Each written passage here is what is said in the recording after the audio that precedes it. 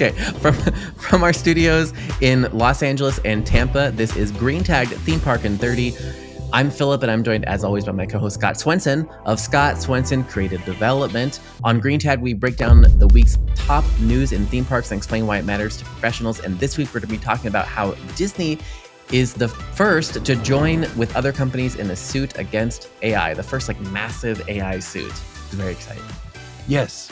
Well, it's exciting. It's inevitable, and these are the kinds of things that have to be sorted through. Because again, I don't think either of us are going to say we're going to be AI bashing here too much. But the idea is we have to set these ground rules. And we have to figure out where the lines are and where the marks are. Speak for yourself. I'm okay. I brought my AI bashing toolkit. Philip's going to AI bash. And I'm going to keep moving forward in the world. So, okay. Fine. Okay, Scott. Okay, so the gloves are off. We've already started. Okay, this sounds like more like an Unhinged, actually. But anyway, all right. Yeah. So go ahead, Philip. You can set the tone for this thing. I will set the tone. I'm going to read excerpts here from the NPR article. It says, in a first-of-its-kind lawsuit, entertainment companies Disney and Universal are suing AI firm Midjourney for copyright infringement. The 110-page lawsuit filed Wednesday in the U.S. District Court in Los Angeles includes detailed appendices illustrating the plaintiff's claims with visual examples and alleges that Midjourney stole countless copyrighted works to train its AI engine in the creation of AI-generated images. Many companies have gone after AI firms for copyright infringement, such as the New York Times, Sony Music Group, and et cetera, et cetera, et cetera. This is the first time major Hollywood players have joined the fight against the AI landscape. So that's the gist of it. I read in a different article that the damages they're seeking is $150,000 per infringement. And so that would be, billions and billions and billions. So my hot take, and then I'll let Scott give the more nuanced take probably. My take here, first disclosure, neither Scott nor I are attorneys. We do not practice law in any states, whatever. We're not financial advisors either. So take all those things as disclosures. However, I don't see any way in which this is not infringement. It's clear copyright infringement.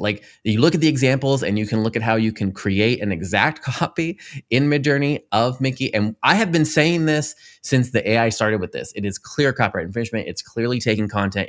But at the same time, the genie's out of the bottle. The horse has left the stable. It's gone. I don't think that there is realistically a way to go back because we've let this loose and we've let it happen.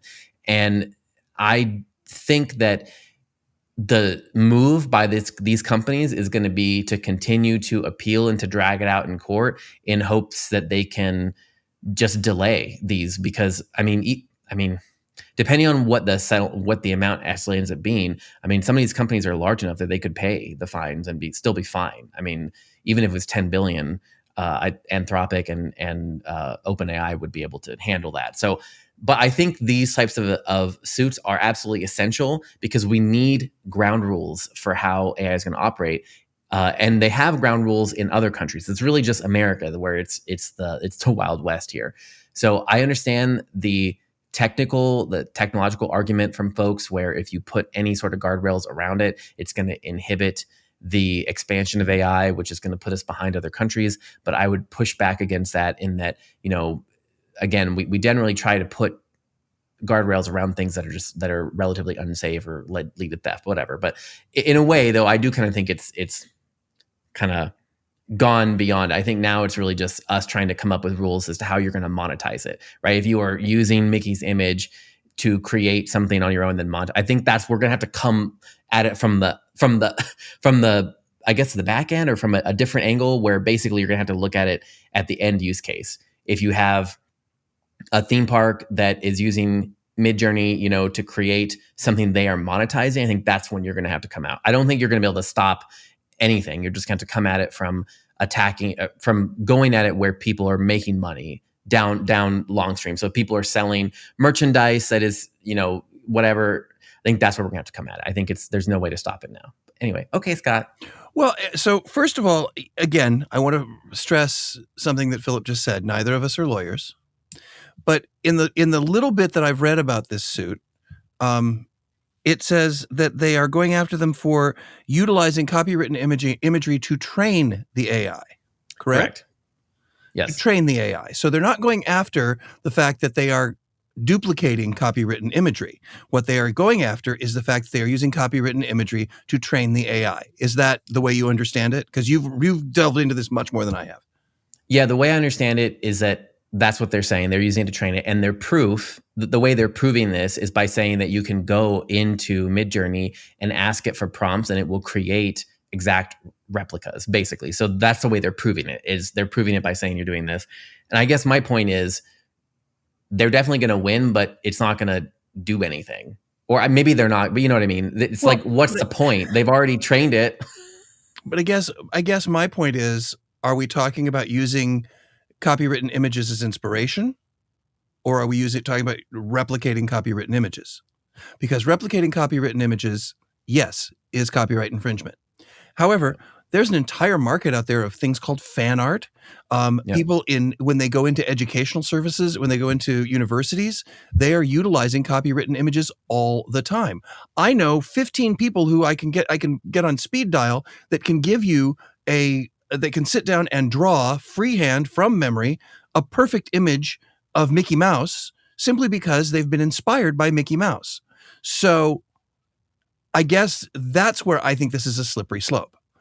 And don't misunderstand me. I am not saying that you should be able to use AI to create an image that is identical to something that is copywritten. It goes back to the basics that I always understood. It's like, what is it, 60% difference? Something like that, so that it becomes something new. It becomes an original work. A parody. Well, not necessarily. Parody does not have to be 60%. Parody can be less, as long as it is judged a parody. However, if you are inspired by something, I can't all of a sudden take Mickey Mouse, draw him exactly the same way, only change the shape of his tail, call him, Ricky Rat, and get away with it. No, because that's not a 60% difference. Yeah. But what I'm looking at with the lawsuit is that they are going after them for using images to train their AI. Yeah. That's where I raise question. And again, I am neither a lawyer nor am I an expert on AI. So I can't really come at this with a strong arsenal of reasons for it. But if they're training AI, how is that any different from you, Philip, going to animation school and studying case studies of, Mickey Mouse, Frozen, whatever? You're being inspired by those things. You are being, in essence, trained by existing imagery. Help me understand how that's different. Yeah. I think that I think that's probably why it's a suit, is it's going to have to, that's what I mean when we say we're going to have ground rules, right? Because I think that what you're basically saying is humans get educated, and part of that education is learning from previous masters. Correct. In any art form. Correct. And even, when I did writing, I think every writer has phases where you're kind of writing like other people. Yeah. Styles of so-and-so, and yes. And then you find your own voice. Correct. I think like that's the key, is the human creating its own voice. And I think that's kind of what, again, for humans, that's how, when you make your own voice, I think it's like, it's fine to study other people's work, right? And then when you make your own voice, and that's what you put out there, and then that's yours. It's your creation, right? So I think, though, where we need to set the ground rules is exactly in this debate. It's where's the line? Because AI is not a human. And in this case, you are quite literally downloading material that you don't have rights to and giving it into a thing that then you are selling. So that's the key here, is that they're selling Midjourney, and they're selling basically the ability to copy precisely somebody else's work. The ability to. But like I said, that ability exists right now. I have, like I said, 15 people in my phone bank who could draw Mickey Mouse. They could duplicate it to the nth degree. And that would be illegal because they duplicated to the nth degree. But that's not what the lawsuit is saying. The lawsuit is about training the AI. And the reason these people can do this is because they have been trained by looking at the copywritten material over and over and over again. And you yourself, Philip, have told me that AI only gives you what you ask for. So, it does it quickly. It helps you find the stuff that you need. But if you, as the human being, as the human operator, don't input the right thing, it ain't going to find it for you. So, you say it's not human, which is true. It is not. It is not sentient, at least not yet.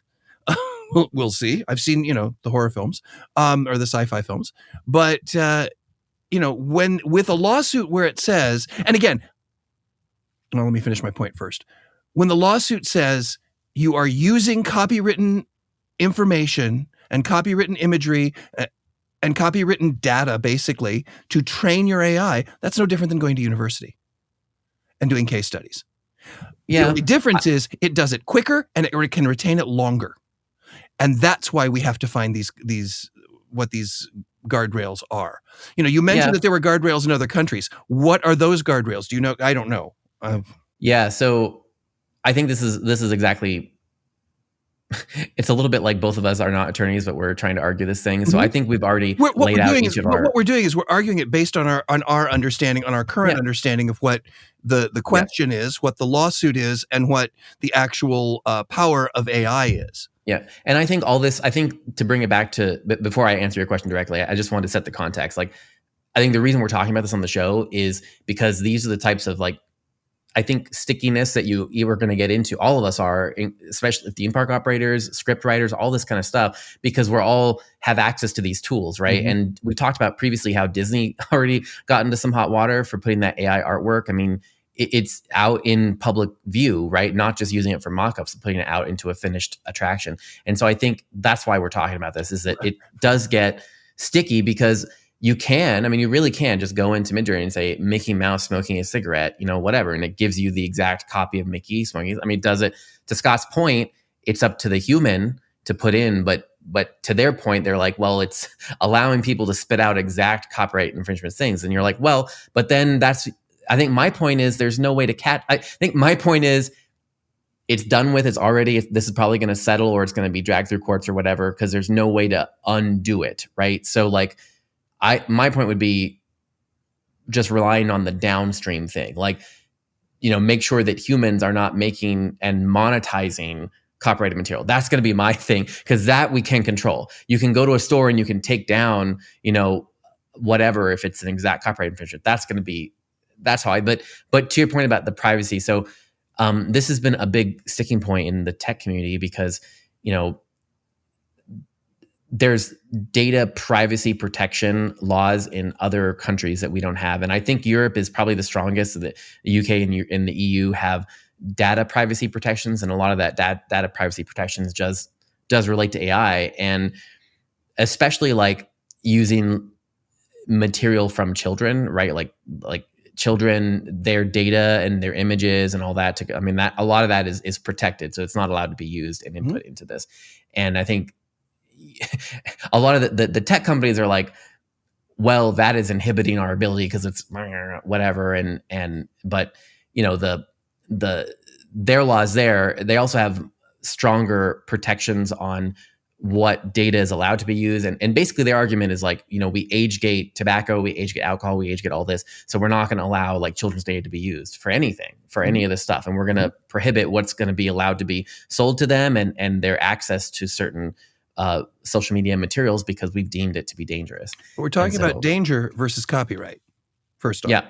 So you're giving two different examples, first off. Secondly, I want to say right up front, I am not at all in favor of companies being able to utilize copywritten material as their own to generate revenue. That is not that, but that's the end user. That's the end result.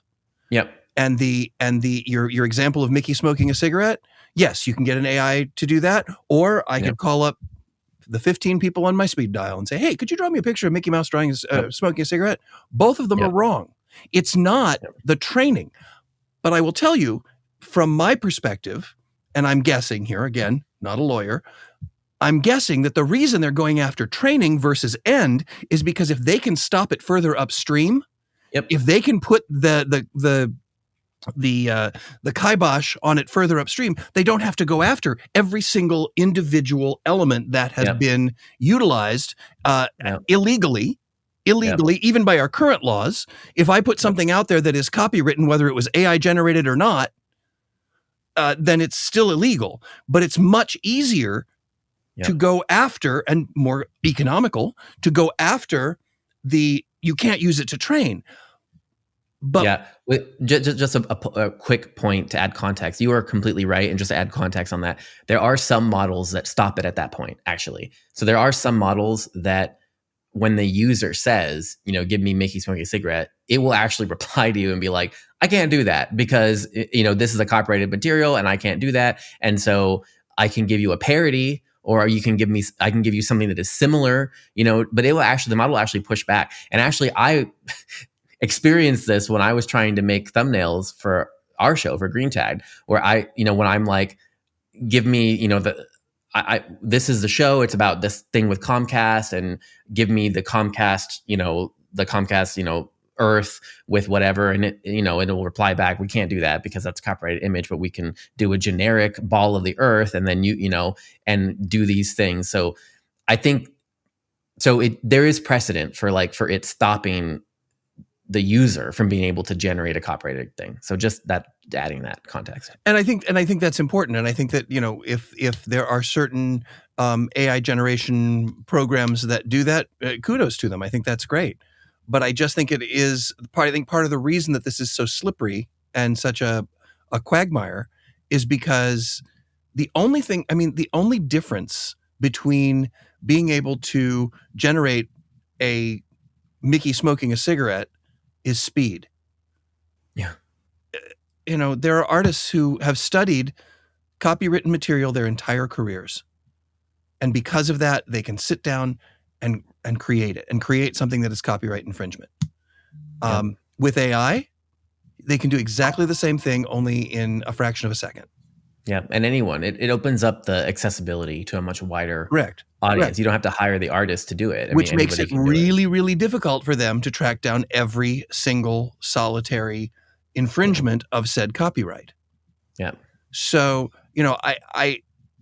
I know it sounded like Philip and I were arguing. We're really not in the end result. The end result is we don't want copywritten material. As a writer, I don't want somebody to say, generate a show in the style of Scott Swenson, not that he'd have a whole lot to go on. I don't think, but, and take money away from me. I don't want that to happen. I get that.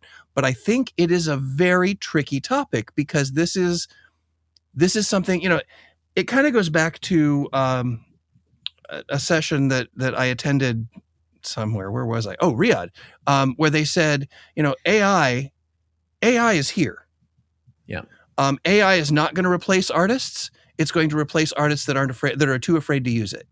So I think that we have to think about this in shades of gray, as opposed to it's right or it's wrong. I think we have to look at this in how is this stuff being used? And again, mandating morality is really tricky. I understand that. But it's something that we're going to have to find out where those boundaries are, where those guardrails are, legally, where that all stands. But I think it is going to be difficult to prove that it is wrong to not train a brain, whether it is an AI brain or a human brain, by using copywritten material. I think that is where we're going to run into some trickiness. And if I were a lawyer and if I were trying to defend the AI companies, that's where I would go. And we need to find a way around that, or to disprove that in some way, shape, or form. Or we're going to come up with situations where, for example, I do a lot of presentations at trade shows around the world. I would no longer be able to do case studies, because in a case study, we are using copywritten material to educate.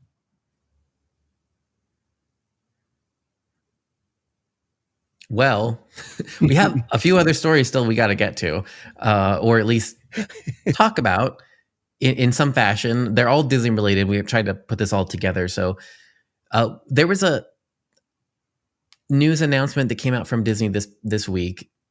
Of course, this IP, lawsuit, it was in the mainstream. But in our theme park world, Disney released out a study. It says the highlight here is that the Walt Disney World and Disneyland theme parks are worth nearly $67 billion a year to the U.S. economy and support more than 400,000 jobs across the country, according to a newly released study. Several outlets picked this up, and from what I heard, that Disney's done this before, and of course we had the themed index and blah blah, but really, for the first time they're trying to combine it and show like a nationwide view, and then they also break it down according to the impact for the California and Orlando regions. Mm-hmm. And what I was trying to figure out is like, why? I mean, like what? I mean, I feel like everybody I think most people, if you just ask them, like, do you think Disney is a big employer that has big impact? I think most people would say, yeah, probably. And especially the people in the communities, especially for Walt Disney World. I mean, that's like, everyone knows someone who's worked or has worked at Disney, or, I mean, it's a huge part. So I'm not sure if, like, is this them trying to maybe store up political capital, like where they're trying to get this ready so they can go and have some sort of tool, in the toolkit in case there's a political backlash for something, like, or, DeSantis comes back and says, we're trying to slow down this expansion or this or the whatever. And they can say, well, we can prove here that we impact. I don't know. What do you think, Scott? Well, I think you're absolutely right when you think that this is politically motivated. And again, I don't know whether they're not, but it appears as though that, well, first off, in the United States, there are two key locations are in the crosshairs, or they're in the focus, let's put it this way, of the current administration. Yep. So whether it is DeSantis here in Florida, or whether it is keeping that laser focus on California, because again, could be a huge threat to the current administration for the United States. I think Disney is just basically saying, you probably don't want to mess with us because we make a big impact financially. We are as big a player as some of the, other billionaires or billionaire-based companies that could potentially, from a political standpoint, attack us. Yeah. And I think yes, it is a bit of a muscle flex. Absolutely a bit of a muscle flex. I also think that with the new Abu Dhabi announcement, they are also trying to, probably to a certain extent, counteract some of the negative responses in the U.S. to doing a park in Abu Dhabi. And we've had great deals of discussion about that. We're not going to go into that, but I think they may be coming back to say a little bit of, guys, we're really important here too, Yeah. And I also think, and maybe it's, I don't know, maybe it's just because I'm in Florida, but I also think it is a way to remind people that, Epic may be all of the headlines right now, but we're Disney. We're still here. We still have power. We're still viable. We're still making a great contribution. Because I will tell you, Orlando was a nothing town prior to Disney, and it's not just the revenue, it's the indirect revenue, the indirect profit that Disney generates between travel, hotels, restaurants, what I'll call international drive attractions. If it weren't for the big theme parks, so much of those jobs wouldn't be there.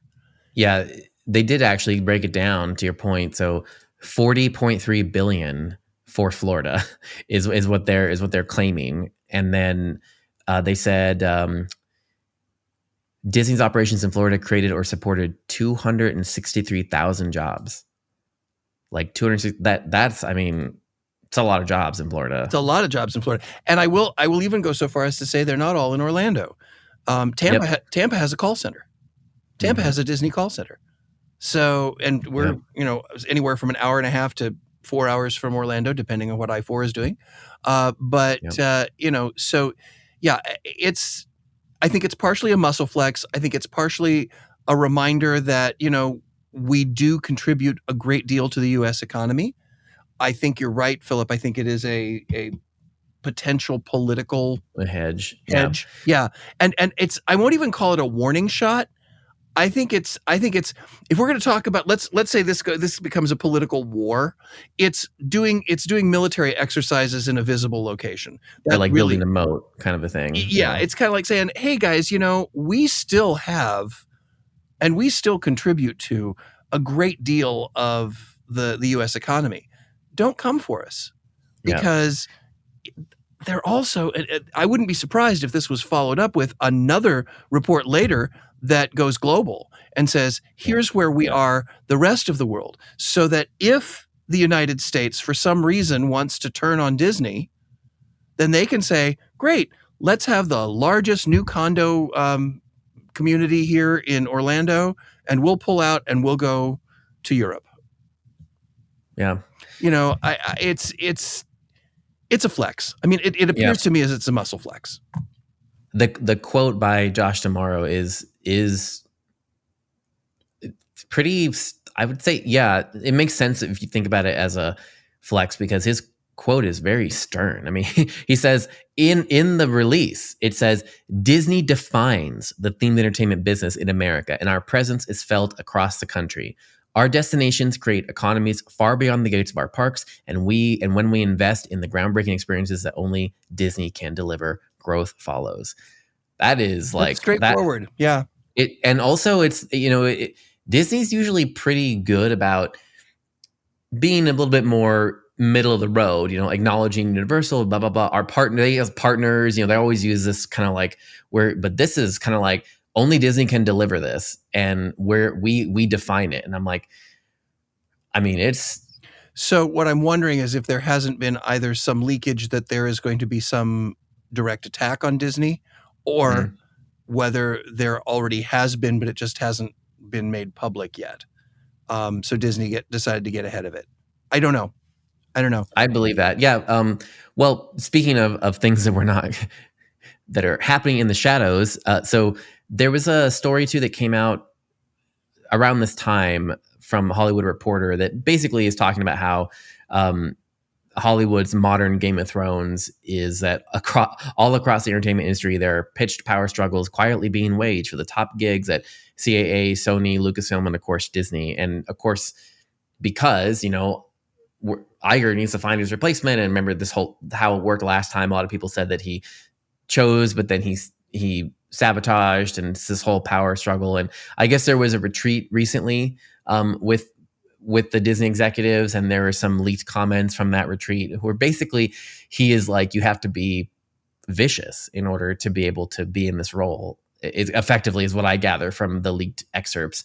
Is this him just talking about how you have to be vicious about it. And so I don't think that this economic impact, I don't think it really ties into that, but I do think that there are clearly, we don't have a successor yet, and his time is running out. And so we kind of like, come on. Yeah. Well, and if they are tied together in any way, I think it kind of reinforces what we're saying anyway. This is really probably the first time in Disney's history where there's really been opposition. Yep, that's true. That's true. Yeah, so it's going to need to be somebody who's strong enough to fight back against the opposition. Yeah, that's what he was. Yeah, it can't be the same. Everybody loves us. We're going to be good. And to be fair, there are people who have said Disney has always been cutthroat. There are people who have said, you think it's the happiest place on earth. That's only for the guests. Now, I also know many, many, many people who work for Disney who would say that is not at all the case. They love it. They drank the Kool-Aid. They thoroughly support their company, and I think that's wonderful. I think both are true. As being a former cast member, I would say both are true. Yeah. But I think it's important to recognize that these two could be conceivably tied together, because it's not that everybody's going to love Disney anymore, and that's the way it has been for years. Especially the theme park. Once Disneyland opened, it became the place everybody wanted to go.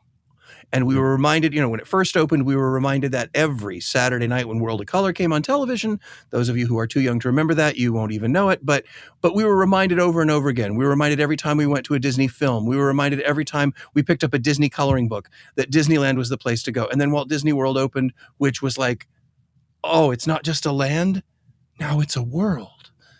And I remember that. I mean, I'm old enough that I remember that. But now there is pushback.